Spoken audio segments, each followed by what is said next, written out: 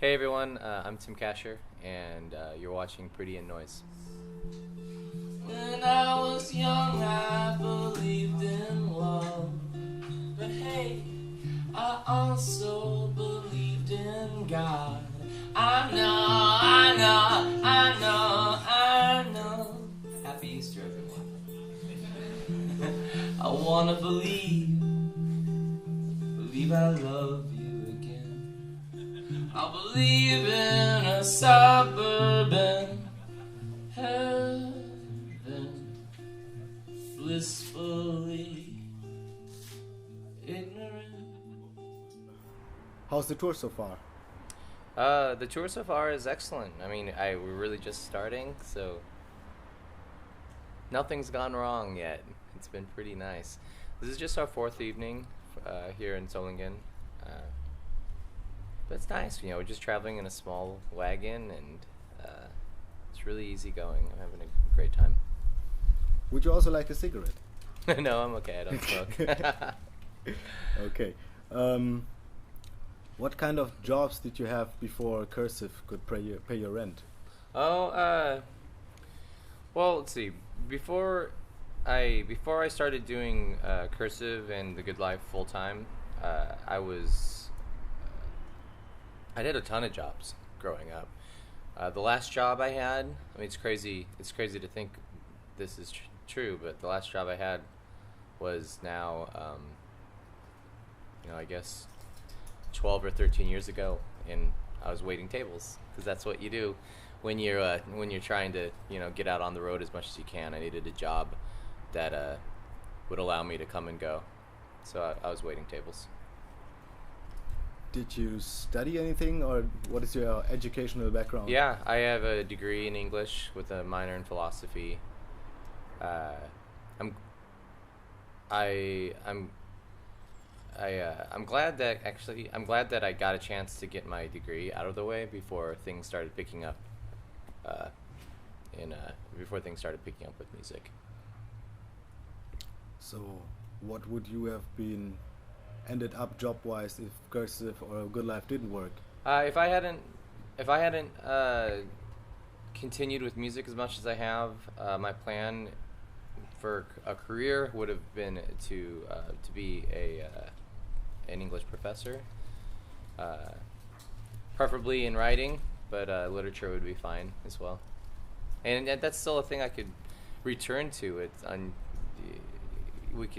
I never did do any graduate work, so I keep that in the back of my head that there's a lot of different directions that our lives can go, and I might still choose to go do some graduate work in writing and literature and teach. Do you have any day jobs beside playing music? I don't have any day jobs other than music, but I also keep myself pretty fully enveloped in music. I always have an album being prepared, and so there's nearly always a tour coming up, and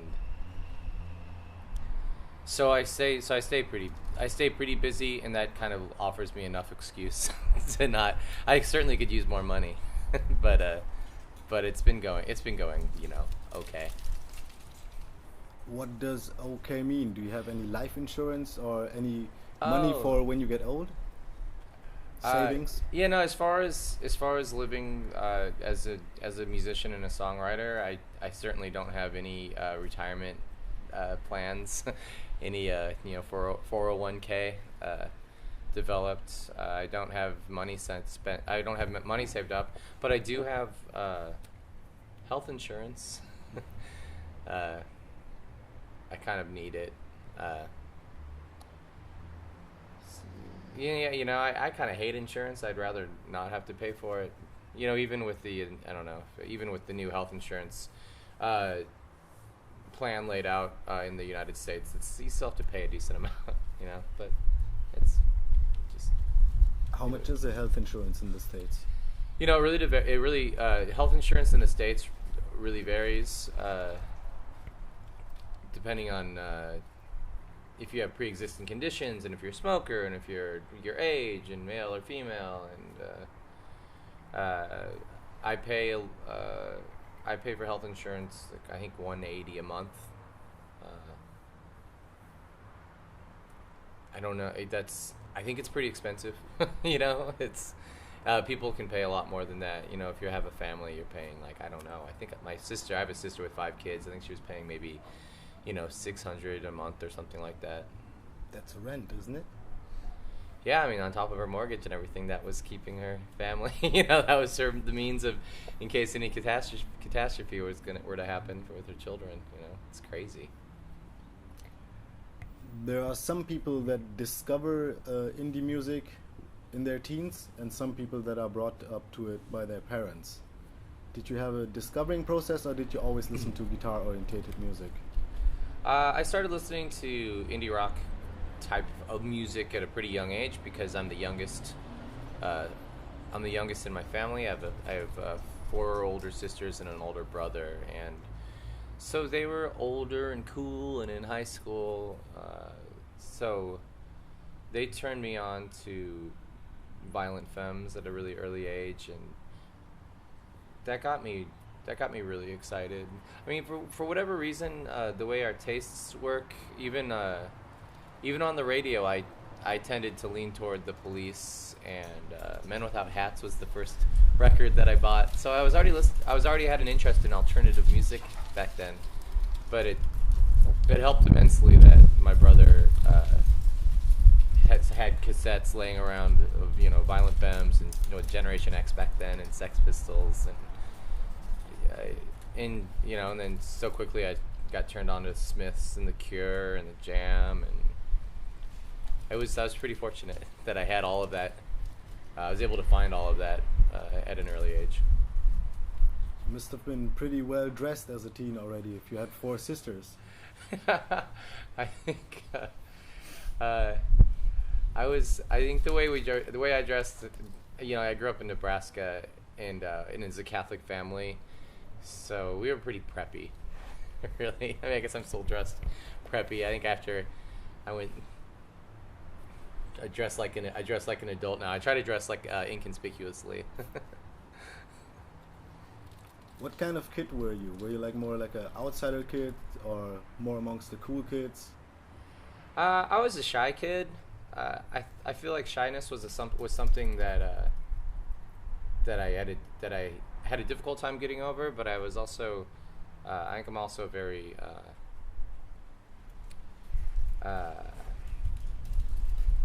I'm not sure the right way to put it. I'm also very determined. So I was determined. It's windy out here. I was determined to get over my shyness. But I feel like I still always have it in me. I don't know if that's a thing that's just kind of a part of who you are. But you know, I was always kind of small, so I was that smart ass kid, you know, that cracked jokes all the time. So, what would you say changed in your shyness and in your self-perception once you started playing in bands? You know, I mean, I think I still feel like, again, I still feel like I am shy, but I know that I don't come off that way. So I think it's something that I keep it well hidden, I guess. Because definitely, I mean, I've been performing on stage for a long time now, and I feel really comfortable doing it. So clearly, I guess I'm not shy anymore. I think it was just something I was able to grow. I think it was just something I was able to grow out of. What do you think? What kind of bands were most influential for the Cursive sound? As far as what were the big influences were for Cursive,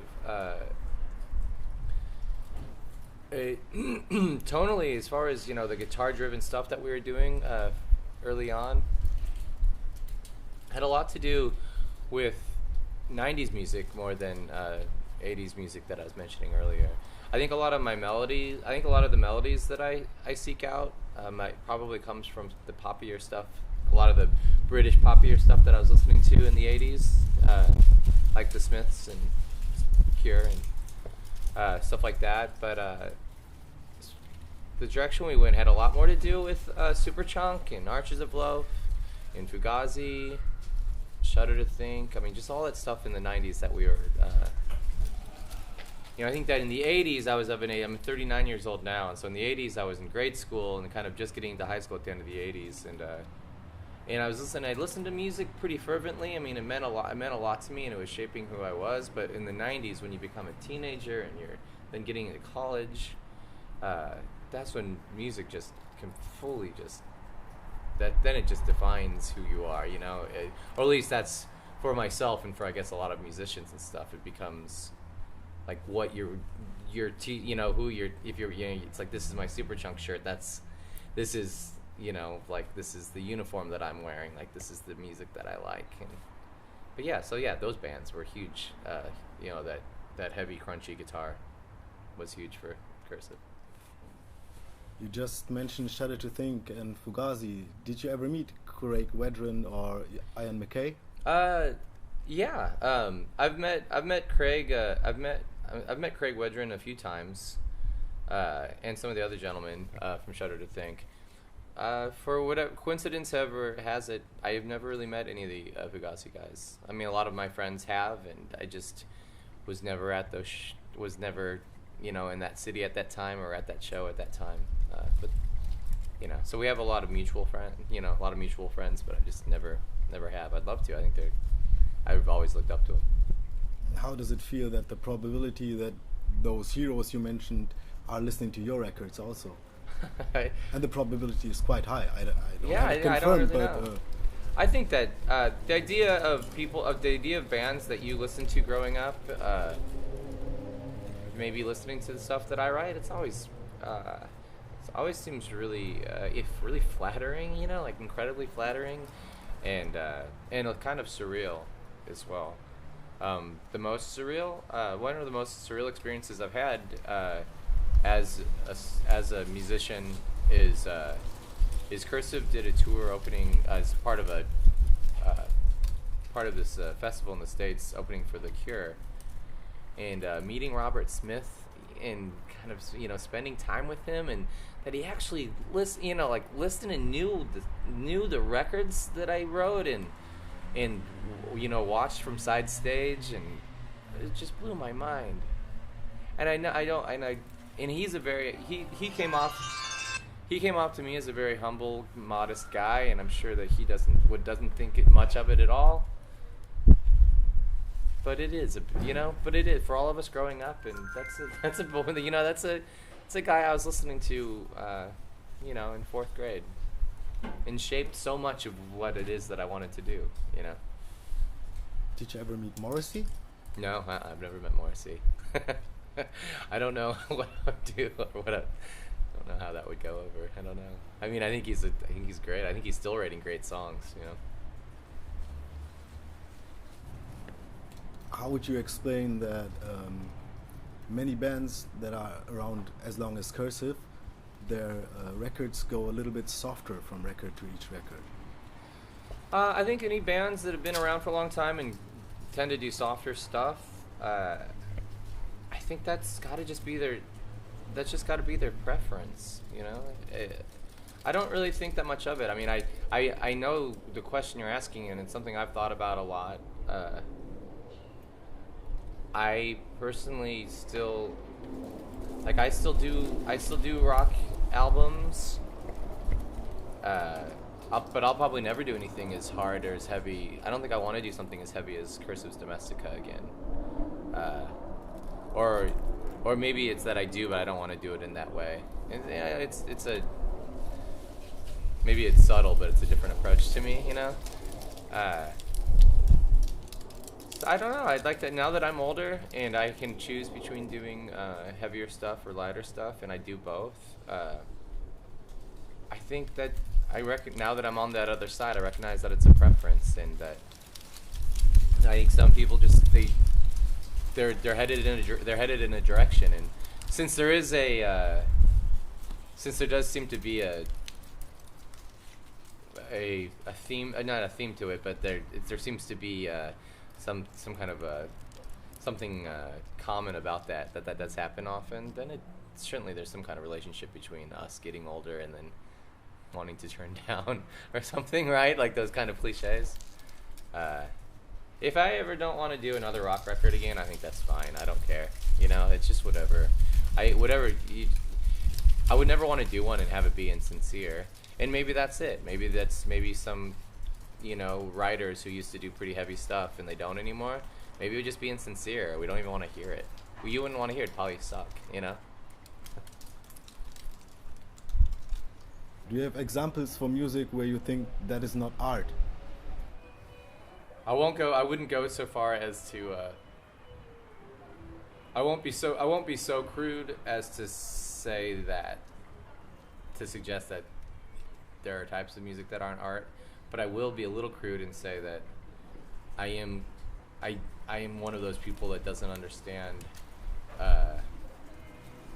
I don't understand the art form behind kind of like clicking a play on something, on a loop that just like a dance loop that is just kind of basically muzak, and it's something that's on in the there's like at a wine bar, like I'll be at a wine bar and there'll just be this music that I think is just infernally awful to me, and it sounds to me like somebody just clicked on some kind of program software on their computer, and there's just this loop that's just kind of like,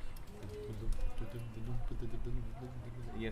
And I know that, and I'm saying that that's unfair because I know that somebody probably did something to help create that and to shape it, to make it into something, but I don't understand it as well, so I don't listen to it. Is it art? Yeah, it is. It's somebody's art. It's somebody's art form, and somebody completes those tracks that I don't like, and they're really excited about it, you know? So it's art. I just don't care for it. Same here. I would maybe even go as far as to say I fucking hate club and techno music and I just everything. don't understand it. I don't understand it's... I just think it should be... I think that there should be... I think that music and dance music should not be under the same umbrella. Maybe. If that's possible. Last but not least, do you have any words of hope or wisdom for our young musicians?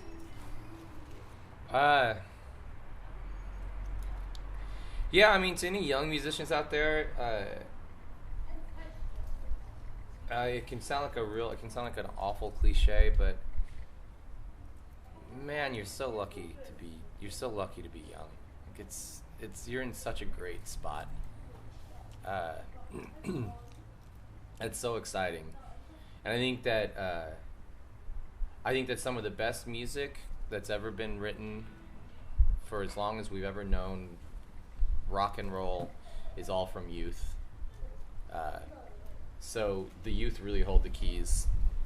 The youth holds the keys to like great rock music.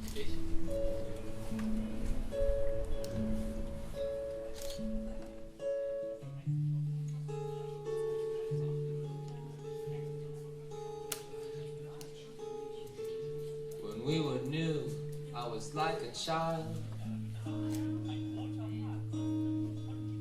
Like a child, I became disillusioned.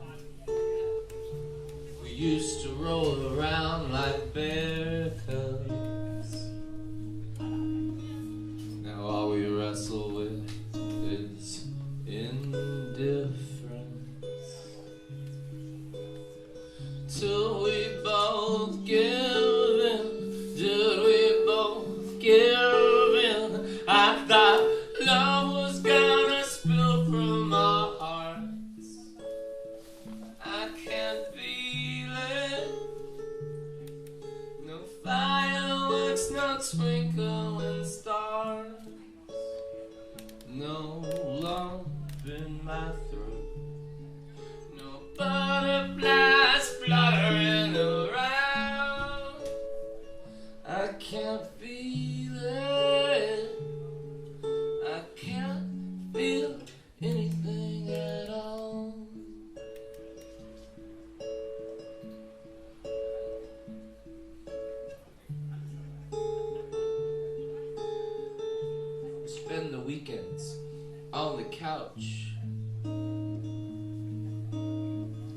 Sure, we'd go out, but we're trying to save money. We swore we'd never grow complacent. Oh, but it came on so easily. I thought love was gonna tear us apart. I can feel it.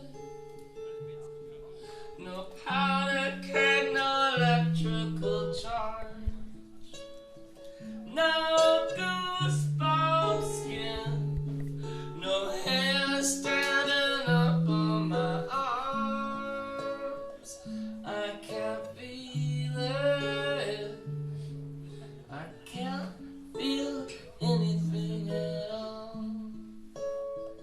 I can't feel it. No, I can't feel anything at all.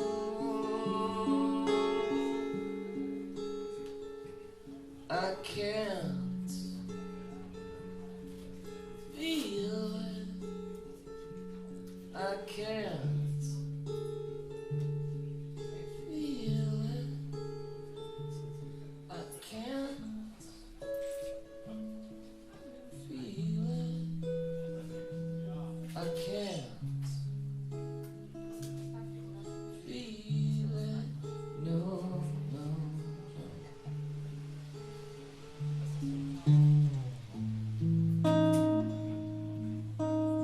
We went back to that bar where we first met.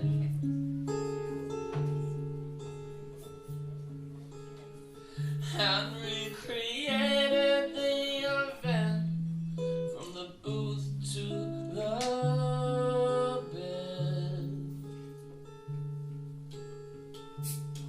And I couldn't feel anything at all.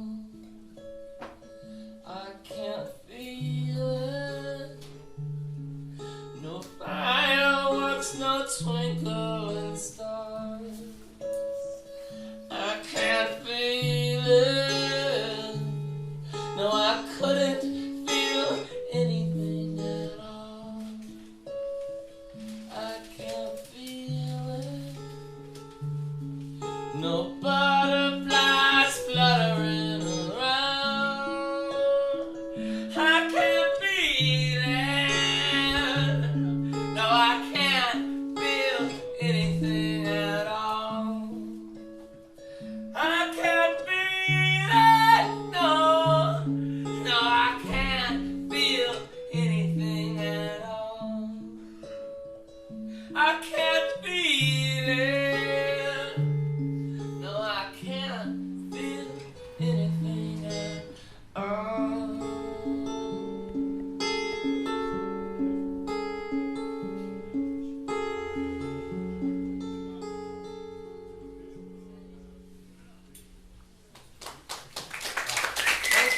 Thank you.